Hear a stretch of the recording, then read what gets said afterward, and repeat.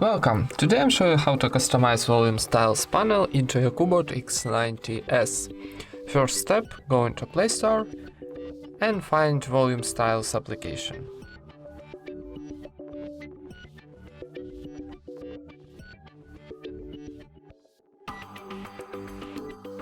This one.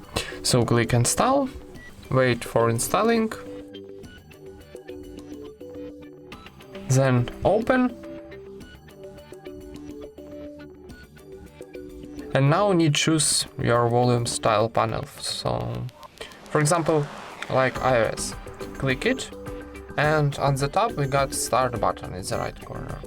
Tap, and then give permissions for this application. Click here to turn on, and one more time in settings. Turn on, click OK. And now we got a new volume styles panel from iOS into your CUBOT X19 S. Thank you for watching, leave thumbs ups and subscribe to our channel.